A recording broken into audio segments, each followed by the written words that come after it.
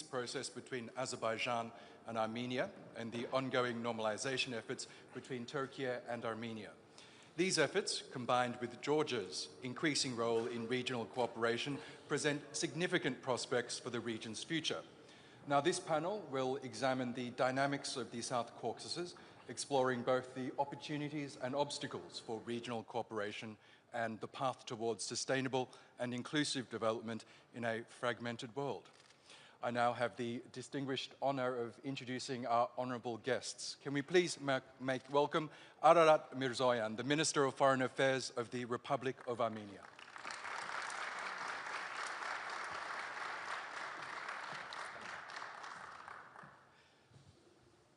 Next, we have Jeyhun Bayramov, who's the Minister of Foreign Affairs of the Republic of Azerbaijan.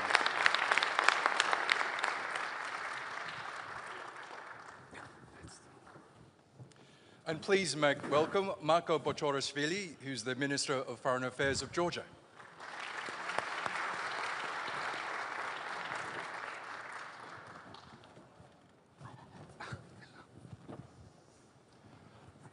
And thank you all for being with us today. I know you're extremely busy people, so if I can get straight into it. Jeyhun Bayramov, if I could begin with you. 2 wars were fought for control of Azerbaijan's Armenian-populated region of Karabakh. The first took place, as we know, at the end of the Soviet Union, and the second took place in 2020, before Azerbaijan took control of its territory in September 2023. Last month, both Baku and Yerevan agreed on a peace deal, which is ready for signing. Tell us, what's standing in the way of the agreement being finalized so that it can be implemented? Thank you. First of all, it's a great pleasure to be a part of Antalya Diplomacy Forum. So I had a chance to participate in all forums, and we're very pleased and happy with the ever-growing role of Antalya Diplomacy Forum, and this becomes truly the center of discussions about the most pressing issues in the global agenda. And I would like, first of all, to thank my esteemed colleague and brother, Minister Hakan Fidan, for invitation, and congratulate him and his team for the excellent organization of the forum. So back to your question, so you are absolutely right that as a result of the end of the armed conflict between Armenia and Azerbaijan in the region in South Caucasus, the historical opportunities for normalization appeared.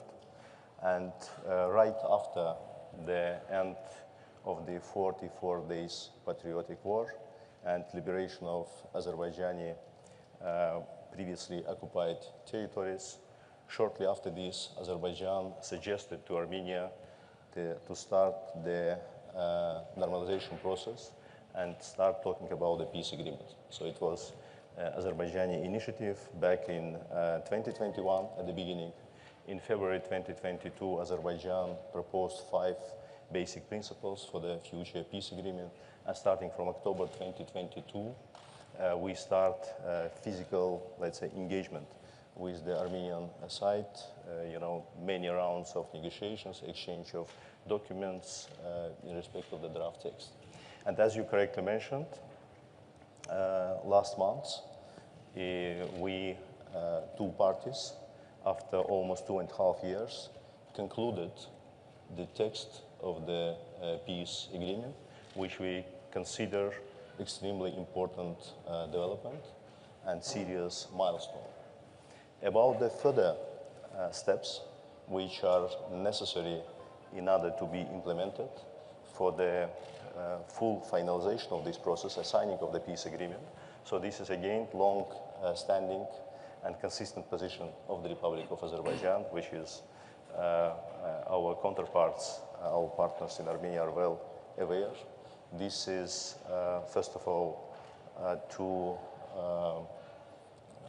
dissolve the obsolete and dysfunctional Minsk process-related institutions, better known to the public as a Minsk group, but in reality this is a bit wider, and of course at the same time to make necessary changes to Armenian constitution in order to eliminate territorial claims to Azerbaijan.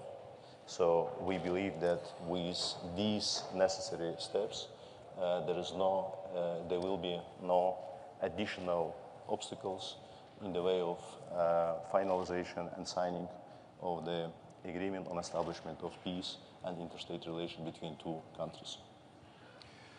Ararat Mirzoyan, after Azerbaijan and Armenia successfully wrapped up peace talks last month, your foreign ministry issued a statement saying that the peace agreement is ready for signing.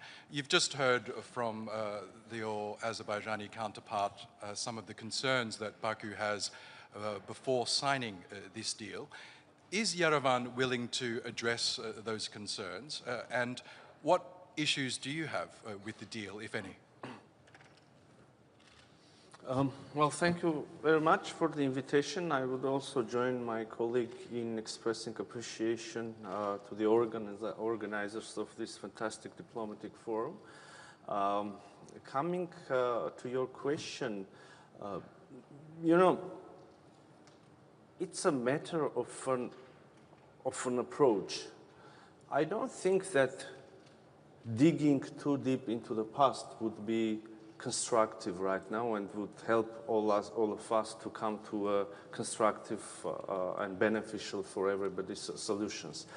I would rather prefer to focus on the present and on the future, because if we focus on the obstacles, if we focus on the issues of history, if we start discussing which territory belonged to whom, I don't know, 100 years ago, or who killed more people of the other nationality, I think we would jointly come to another conflict. Meanwhile, the desire of the government of the Republic of Armenia and the people of Armenia, at least from our side, is to build lasting peace in our region, including, and first of all, we are discussing the relations and normalization with Azerbaijan.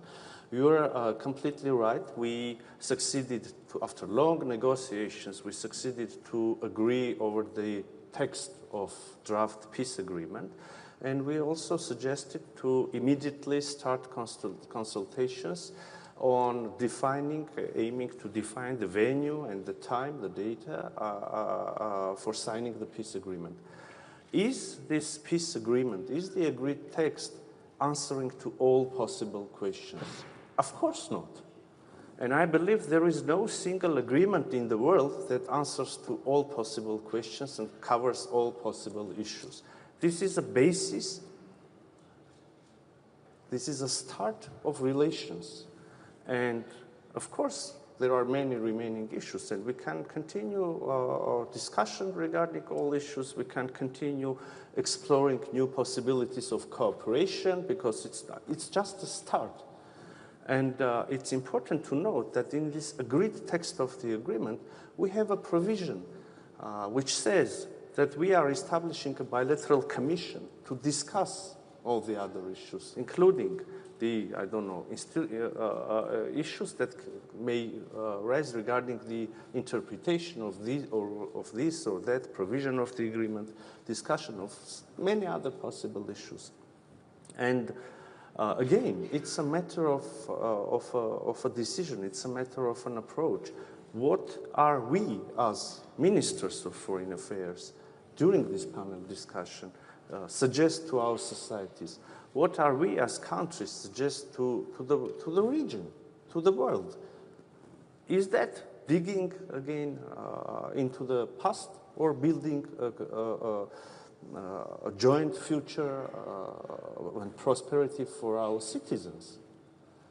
So we are confident that we have all the preconditions, positive preconditions, to sign this agreement, to start a new stage of dialogue, a new level, or if I may, an open new era of relations, of peaceful relations and prosperity in South Caucasus and beyond, in larger region.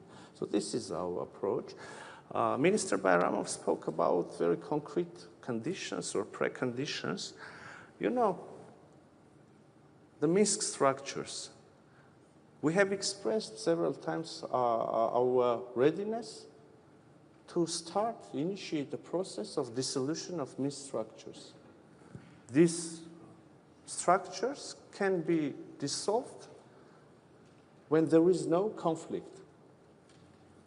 So this is an interesting question. Do we have a conflict now or not? On the ground, no. We don't have a de facto conflict. On the papers, we don't have an agreement on establishment of peace and interstate relations signed and ratified. So we can continue to philosophize on this issue, but the solution for us, at least for us, is obvious. We should sign the agreement, put an end to this conflict in an institutional way, dissolve on the very same day, if you want. In the same, 10 minutes. One document after the other. And I'm not even saying which document should be the first. Let's sign the peace treaty. Let's sign a joint application to OSCE member states or the Secretariat about the dissolution. Let's establish the bilateral commission, which I was talking about, and start discussion of all possible questions. Minister Bayramov spoke also about the constitution of Armenia. Okay, if you want, I can say, we do have a concern regarding the constitution of Republic of Azerbaijan, and we are not saying this just to have the in the principle of mirroring the issues. We are not saying this to have an equal condition or concern. I can explain. The Constitution of Republic of Armenia makes a reference to the Act of Independence, the document, in which this Republic of Azerbaijan declares itself to be the successor of First Azerbaijani Republic. And we all know that the First Azerbaijani Republic declared its sovereignty over much larger territories than today's Azerbaijani Republic, including, around or more than 60% of current sovereign Armenian territories. So again, it's a matter of approach. From which end are we beginning? Are we going to have all answers to all possible questions and only then establish relations, or we are building on what we already have accomplished? Because, we have an unprecedented situation. Armenia and Azerbaijan, again, please focus on this issue. Armenia and Azerbaijan have agreed on a text of an agreement between them, acknowledging each other's territorial integrity within borders which existed by the time, at the moment of the dissolution of Soviet Union. This sentence answers to so many questions and so many concerns. Are we going to build on this, or we are going to undermine this very tangible historic accomplishment and then bring another issue to the table of negotiations, another issue? It could become a never-ending process. Are we focusing on future or on the past? This is the conclusion. So, Minister Mirzoyan, it sounds like you want the agreement to be signed and the issues to be ironed out at a later date. But we heard Minister Bayramov mention that constitutional change that you just addressed, in which the Armenian constitution currently states that Karabakh is a part of Armenia. Do you acknowledge that that might be a concern for Baku? Thank you very much for this issue. So I am officially saying, and our constitution is a public document.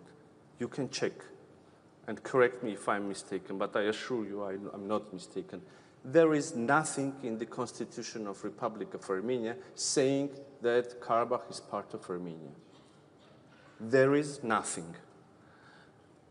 In the contrary, I said that we have our own concerns regarding the Azerbaijani constitution. But again, why aren't we raising this issue continuously on and on? Because in the very same text of agreement, we have a specific provision, not only recognizing several provisions. One, recognizes our respective territorial integrities in a way which is fully acceptable for you and for us as well, because we agreed on that. And also we have a provision saying that none of the parties can refer to their internal legislations in order to justify failure of implementation of this agreement. I mean, it's really covered, and the shortest way to answer to all questions, cover all possible obstacles, concerns, is signing and ratification of this agreement. Okay, Mr. Bayramov, you've just heard the response there from your Armenian counterpart. Do you accept that? Might you consider signing the agreement and sorting out the issues that either side may have at a later date? Actually, there are two fundamental problems with what Minister Mirzoyan mentioned. First of all, Minister Mirzoyan said that in Armenian constitution there is no reference to the territory of Azerbaijan.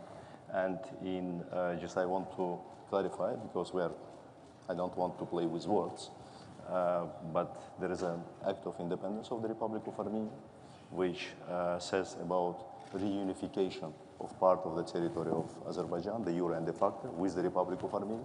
And the Armenian constitution makes a reference to the act of independence. And based on these, let's say, pieces of legislation, I mean the fundamental norms of the Armenian legislation, which is the constitution, many dozens of different lower tier normative legal acts, decision has been adopted over the last 30 years, confirming the same narrative. Talking about the specifics of the peace agreement. In reality, yes, peace agreement addresses many issues, but again, this is also a well-known fact that no matter what you include in the peace agreement, your peace agreement, being the part of your international obligation, will prevail over your domestic legislation, but not constitution or any other act adopted by referendum. Which means that if we just, trying to simplify the situation, will only, focus on a peace agreement without resolving the situation with constitution, it means that from day one, peace agreement will be null and void, because it will be contradictory to the main law of the country, which is not the case. Another thing, what Azerbaijan is saying, this is from legal standpoint. From, let's say, strategical point of view, from political point of view, this is also important, taking into consideration that it was always, let's say, the narrative, it was the fundament of Armenian legislation. This is also important just to understand the approach and position of Armenian people, Armenian public in respect of this. How they consider this, whether this, the population is ready to eliminate territorial claims to its neighbors or not. Then another important element from what Azerbaijan is saying, and by the way, so this is not some new, let's say, precondition from Azerbaijani side. We are raising this issue for the period of more than 2 years. In May 2023, during one of our meetings in United States, we submitted official document to this extent to our Armenian counterparts, but verbally we discussed this even before, just, for you. We did, two stuff in parallel, peace agreement talks and raising this issue. Another important element, so what we are saying, this is not something extraordinary in the modern history of other countries. Even if we look to the European continent, there are a number of cases when, because of these or similar problem, having some problems with the neighboring countries, the countries actually went to the referendum and made the changes in their constitution. So there is nothing extraordinary or, let's say, maximalistic from Azerbaijani, position. And then back to the last argument from Minister Mirzoyan's statement about, let's say, similar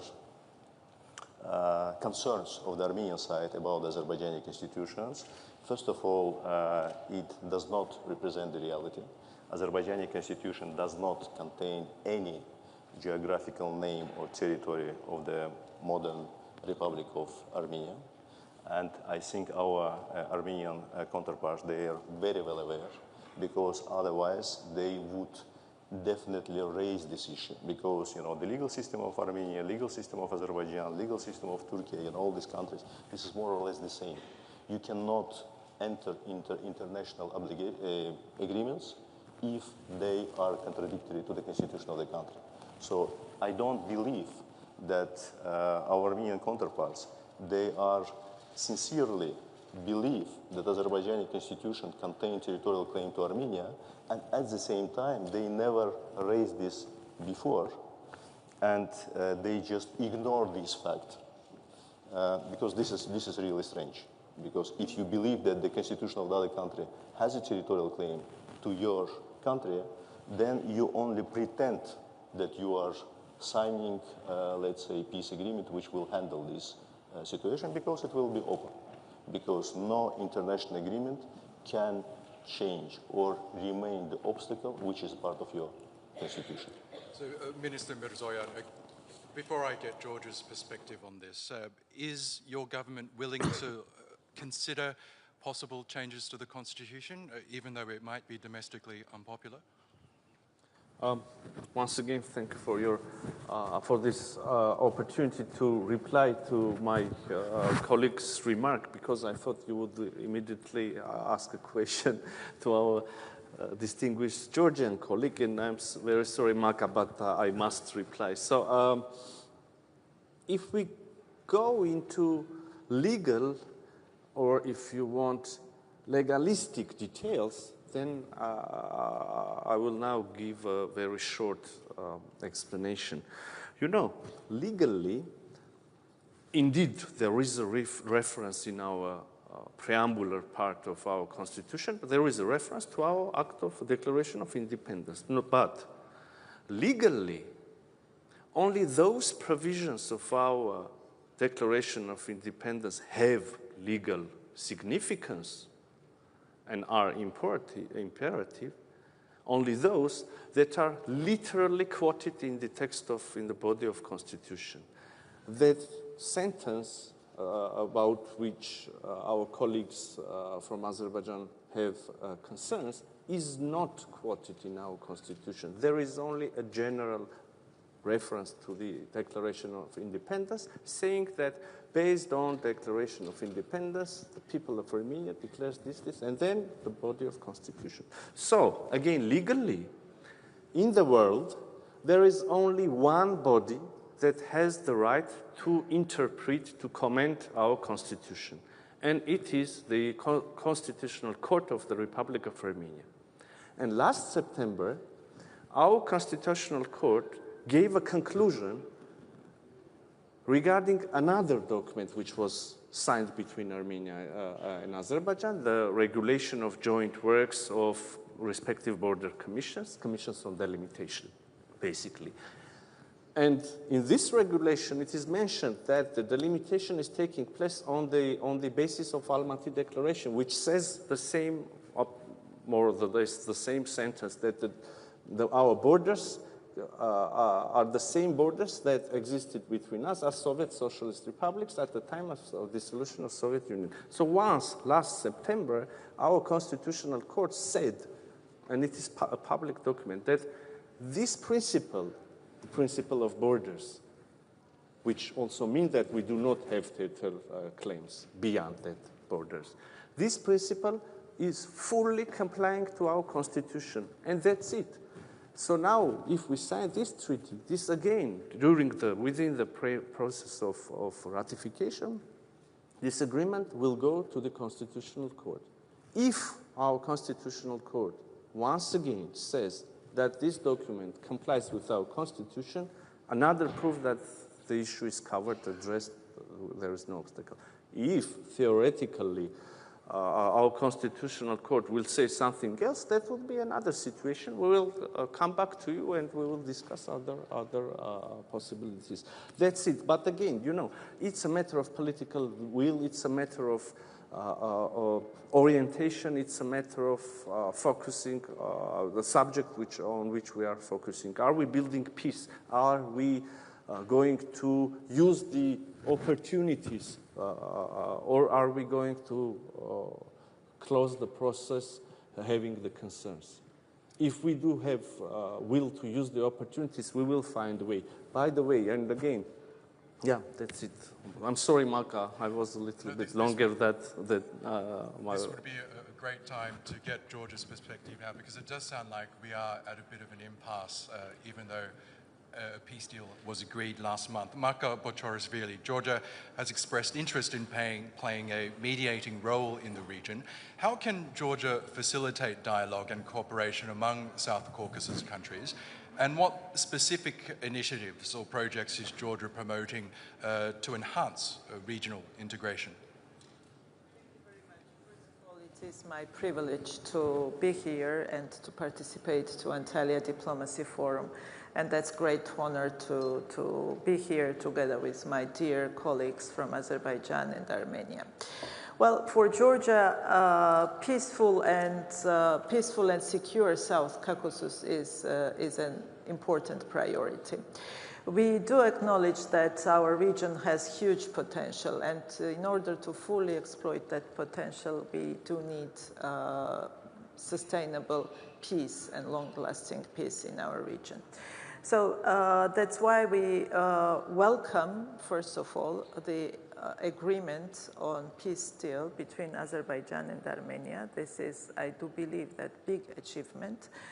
And we also need to highlight that traditionally exceptional good relationship that Georgia enjoys to have with both neighbors, Armenia and Azerbaijan. With Azerbaijan, for decades, we have a strategic partnership based on that friendship and very good cooperation. And this is a very strong asset that we have in region. With Armenia, again, we enjoyed traditionally very good relationship, which was upgraded recently to strategic partnership. And this is also a very big asset that Georgia has in this situation. And we have sincere interest to promote peace and stability in our region. And that's why we are always saying, and I will repeat it here, that Georgia is the place where both Armenia and Azerbaijan can rely on and can feel that we will provide all possible means to facilitate dialogue in our region, to facilitate cooperation in our region. As I mentioned from the beginning, South Caucasus has huge potential regionally to promote different partnerships and to contribute to wider peace, security, stability, economic cooperations. And we need to cooperate among ourselves to find common topics, to find common issues. That is kind of our daily life in our region, and to start talking about that. And that is, I think, essential that we can do at this stage. And again, Tbilisi is always ready, and I will repeat it here, on any level, on any topic, to start and facilitate conversation. I will not start listing of the issues that we can discuss. There are plenty of things that we need to cooperate, we need to discuss among ourselves, and I do believe that first thing, that political will and intention from both sides that exists, and we do see that that exists, is essential to promote that dialogue between South Caucasus countries. I would not exclude Georgia, and I would not put Georgia only as a kind of country that is in the middle, that is talking to Armenia or talking to Azerbaijan and trying to play that only mediating role. This is our life as well, and we consider that we are also part of this process on an equal kind of level, because this is our common interest to promote peace, security, stability, and good cooperation in our region. Thank you, Minister. At this point, I'd like to hand the floor over to our responder from the floor, Nigar Göksel. She's the Turkey Director at the International Crisis Group. Nigar, a lot to digest there. Please give us your thoughts. There we go. Yes. Oh, one moment. Sorry. It's a great privilege to follow the distinguished ministers on this very significant platform. I see my role today as weaving together some of the threads that they've laid out, my takeaways, and adding some reflections from the peace and security debates about this issue that are taking place elsewhere. So let me begin by celebrating and congratulating the ministers of Azerbaijan and Armenia for agreeing on the peace deal text. I know that that took an enormous amount of intellectual effort as well as political leadership. And I think it's particularly noteworthy that it happened without external brokering, so that it was a bilateral process. And I think this also points to the regional ownership factor that the Turkish diplomacy has been underlining.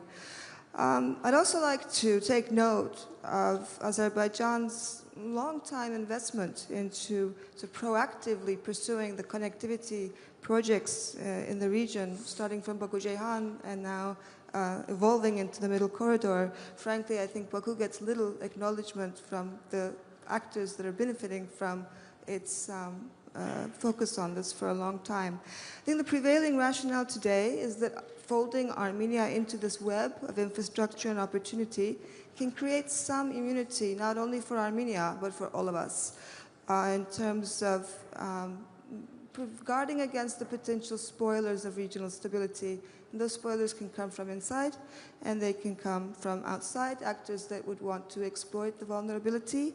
And I think I hear a very common interest, both on the panel and elsewhere, that regional integration is in everybody's interest. I think it's a matter of sequencing, as we've heard today, what comes first and what comes next, and that is also a matter of trust. But before I go a little bit deeper into that, I'd like to say a few words about the geostrategic context, because that hasn't been mentioned much, and I think it is actually one of the dimensions that adds the time sensitivity to this process being concluded. We don't know how the US-Russia alignment is going to evolve. We don't know how the Israel-Iran showdown is going to play out. We see Europe is trying to adapt to a new geopolitical landscape and is exploring ways to converge with Turkey, but we don't know how that's going to play out either. So I think there's a sense that the Caucasus region is going to feel the winds of these unpredictable changes, and we should be prepared for that by already having consolidated amongst ourselves as the Caucasus and its neighbors. Now to pass on to the more sensitive topics that have been discussed. I'm aware that Baku doesn't trust that enough Armenians have given up on reclaiming Karabakh unless they change the reference to this in their constitution or declaration of independence that's in the constitution. And I also see that many Armenians don't trust that such a change will be reciprocated with concrete gains. I think that Armenia is feeling vulnerable economically and security-wise, and the more it seeks support from the West because of this, the more it deepens Baku's distrust. So there's a sense of a vicious cycle that we're facing. Given how far the peace process has come, and if this is the last unresolved issue, I think a lot of observers are worrying that a stalling over this is going to risk the window of opportunity closing because of the geopolitical shifts and some domestic dissatisfaction that we see building in Armenia as well. So all we really need to ask is whether we might look back and say, had we moved ahead then, we might have had lasting peace versus unraveling. So I guess my question to Azerbaijan is that if this constitutional change can only realistically happen in 2027, which is some of the debates are saying so, then are there interim steps or creative workarounds that can be taken to keep the momentum alive, particularly regarding connectivity, because the connectivity talks have stalled ever since Russia got engaged more in Ukraine, whereas the continuation of progress of that track of talks could actually continue in parallel about the railways and the highways and whatnot. I also would like to sort of note here that, of course, aspirations are not eliminated by clauses in legal declarations. They might actually fade more likely through normalization and integration, though there's no guarantee for that either. And I guess my question to Yerevan, to the Minister of Armenia, is that given how fragile the trust is, Are there ways that the Armenian leadership could reassure its counterparts in Baku that Armenia's current path is irreversible, even if political winds at home change or political winds in the region change? I think there's a sense of fragility that I pick up as such in Baku that is grounded, I guess, in past experiences. I think the irony today, and I'm going to close with this, is that if Armenia doesn't feel secure or doesn't have an economic lifeline because of its borders being closed, then it becomes more vulnerable to external manipulation, which is exactly the outcome that Azerbaijan seeks to avoid. And of course, it's a risk to Turkey's potential role for stabilizing and developing the Caucasus region as well. And I also like to note that it's naive to believe that trade and connectivity can neutralize revanchism, but neither can isolation reduce it. So I think we're left with no wonderful answers, perhaps, but some food for thought, perhaps, that can be taken up in the rounds to go. Minister Mirzoyan, would you like to respond? Well, that was an interesting contribution. Thank you. Of course, I can agree with some of the approaches and considerations and disagree with the others. But in one specific part, you were very precise. The Armenian society feels vulnerable indeed in terms of security first, but also in terms of economic cooperation or closed borders. An ordinary citizen of Republic of Armenia can hear several assurances from the government of Republic of Armenia in the same day, assurances regarding the peace agenda, assurances and proposals to build peace with the neighbors, to open the borders, to turn the page of enmity in the region, to open a new era. And we all remember that there are still very sensitive issues. The wounds are very fresh, and it's difficult to speak about possible cooperation. But an ordinary citizen of Republic of Armenia can hear or watch in his, her newsfeed, in his, her daily life, many assurances about this. At the same time, an ordinary citizen of Republic of Armenia, in the very same day, can hear several threats, including threats to, again, to use the force, including threats not to acknowledge the territorial integrity, including threats which contain some claims on internationally recognized territorial integrity of Republic of Armenia from the Azerbaijani side. I don't know, on the level of member of a parliament, on the level of the media outlet strongly affiliated with the government, on the level of high officials. So there is this threat in the air. There is a choice for us, for our Azerbaijani friends, for our Georgian friends, for our Turkish friends. There is a choice to wait for another 100 or 200 years to see that the changes are irreversible, or to start a process of putting a brick and then another brick and then another brick, and in this way building a peaceful region here. Establish cooperation, I don't know, energy projects, transit projects. You touched upon the topic of the connectivity. I can also elaborate a little bit more on that. Internet cables, I don't know, tourism. There are so many ways of cooperation. And I believe Georgia can lead the region here. We can connect the two societies. Not only, I mean, the two societies of Armenia and Azerbaijan, but Georgia, but Turkey. We live in the 21st century. Again, it's a matter, and my hope is that I'm expressing this idea precisely. It's a matter of choice. You can wait for another 200 years, or you can start putting bricks and building a solid wall. We choose cooperation, but we cannot cooperate with ourselves. There should be another neighbor on the other side willing to cooperate with us as well. For instance, not to sound too, I don't know, idealistic and avoiding concrete details. I will bring an example. We just made a proposal to Azerbaijan regarding connectivity, according to which they gain access to our railway infrastructure. We gain access to their regional railway infrastructure. We understand that there is 45 kilometers in the south of Armenia, which is possibly, obviously, the shortest way to connect two parts of Azerbaijan. And we suggested to use, I don't know, modern technologies there, electronic scanners, which will allow us to avoid physical check of the goods, of the cargo, to use electronic declarations which can be sent, information which could be exchanged between respective agencies, again, allowing us to have this transit at its maximum possible speed, etc., etc.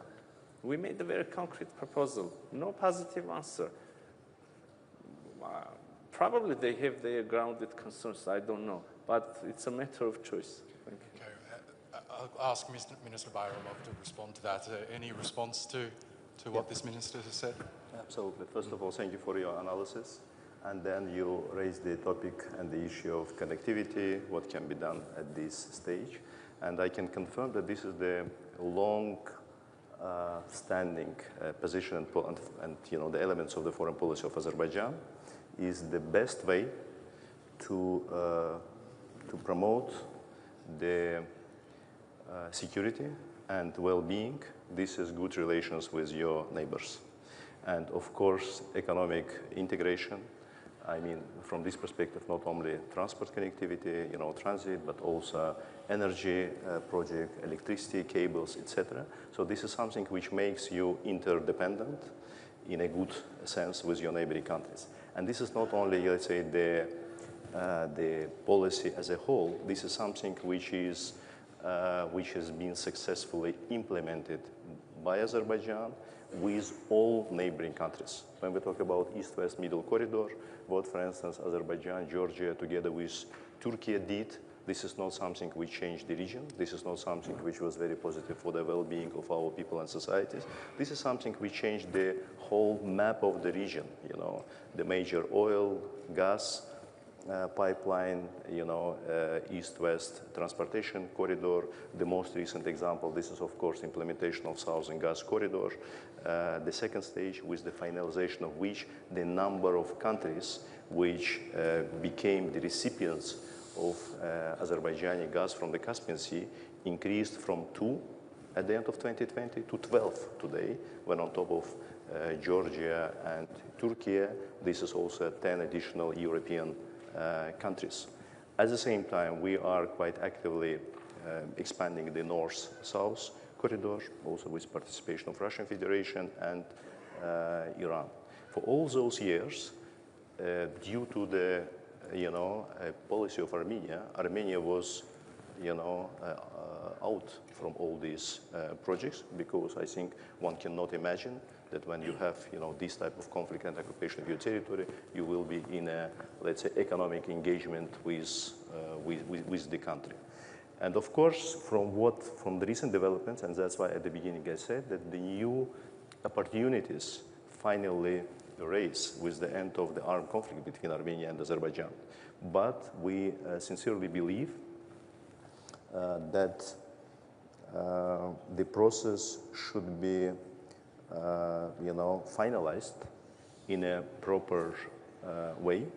So this is something which has the real ground, which has the legal value, and which is irreversible.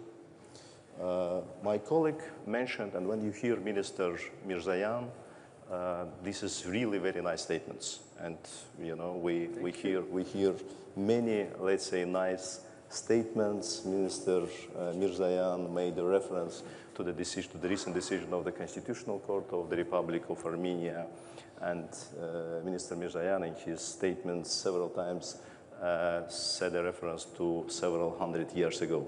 I will not be making reference to the several hundred years. I will make, several references to something which happened only after November 2020, which is the end of the Second Karabakh War.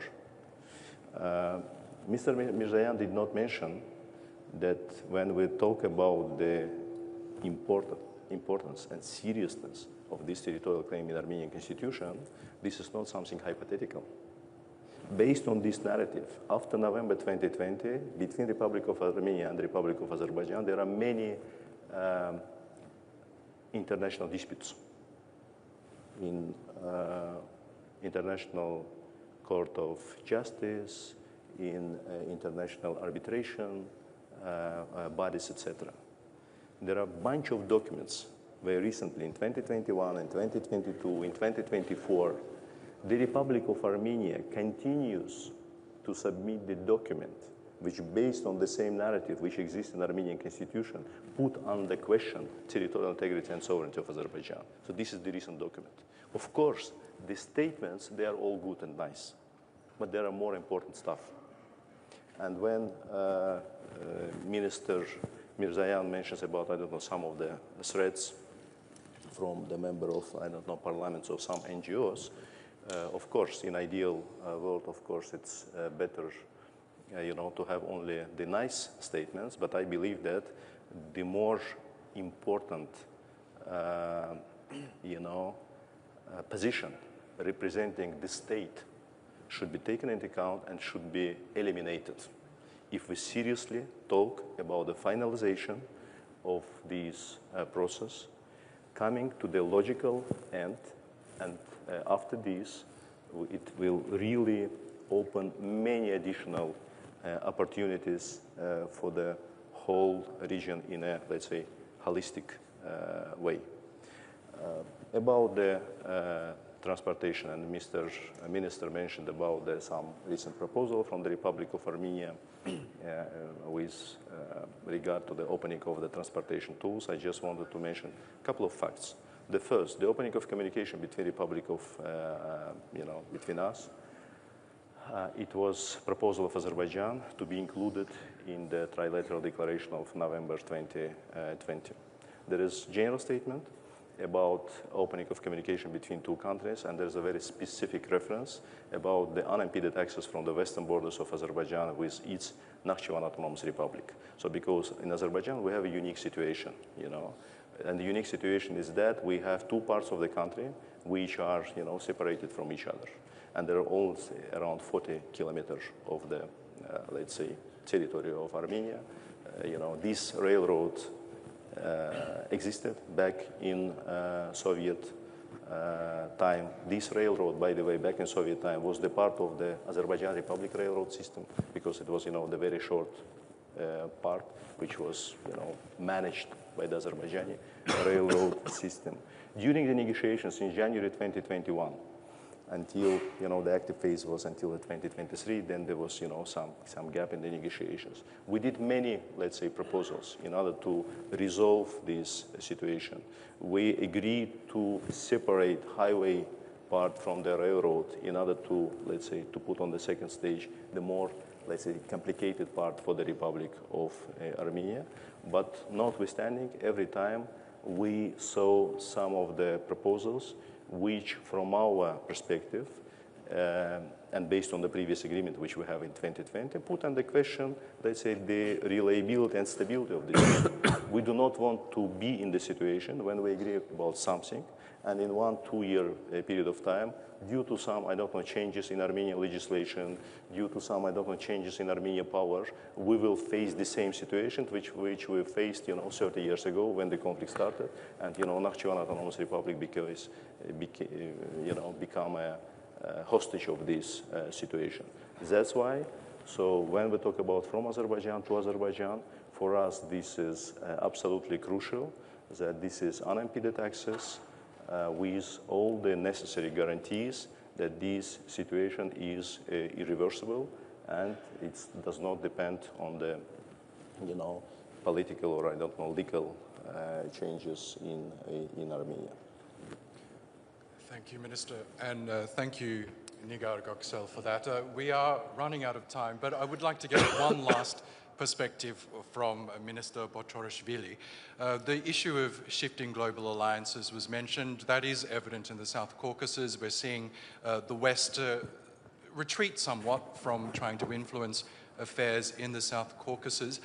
We know the 3+3 dialogue being spearheaded by Russia and Turkey has been looking to fill that void. This is the dialogue involving the countries on the stage here, as well as the biggest neighbors of Iran, Turkey and Russia. Under the previous administration in Georgia, they had refused to become involved in the 3+3. Might you reconsider that stance and joining? I would refer to that format 3+2 because Georgia is not part of that format, but it is that's always referred as 3+3. Georgia is not part of this format, and we cooperate with all the neighbors except of Russia, and it has reason because Georgia's 2 regions remain occupied by Russian Federation, and we still have unaccepted military presence on these 2 regions, in these 2 regions from Russian Federation. So this is the reason where we cannot and we are not considering to be part of this format. We have only one format with Russian Federation. This is Geneva International Discussions, where Georgia and Russia are talking to each other over the conflict, and there are United States, United Nations, OSCE, European Union represented in that format, and this is a very valuable format for us that allows us to discuss conflict-related issues. Otherwise, when we talk about region and regional cooperation, we have excellent cooperation with our other neighbors, with Armenia, with Azerbaijan, with Turkey, and we have excellent examples of that good cooperation. With Turkey, with Azerbaijan, we have implemented a number of important projects throughout decades that are very important for a small region, but they are also very important for a wider region. And when we're talking about kind of diversity also in the region, we have plenty of opportunities in that diversity. Like Georgia, Armenia, Azerbaijan, maybe we are different in many terms, but we have to find, especially when it comes, for example, foreign policy priorities. For decades, Georgia is pursuing a European integration path. We want to be part of the European Union. That allowed Georgia to bring into Georgian legislation more European standards and align more with European economic area. That is also an asset that could be beneficial for whole region, and we are ready for cooperation with our neighbors in that terms as well, and to contribute to more regional cooperation and regional projects. But this is not the format of 3+3. It's good to get that clarification. I'm afraid that does bring us to the end of this discussion. Can we please thank our distinguished guests, Ararat Mirzoyan, the Minister of Foreign Affairs from Armenia, Jeyhun Bayramov, the Minister of Foreign Affairs for Azerbaijan, and Maka Botchorishvili, the Minister of Foreign Affairs for Georgia. Thank you so much, and thank you to all of you.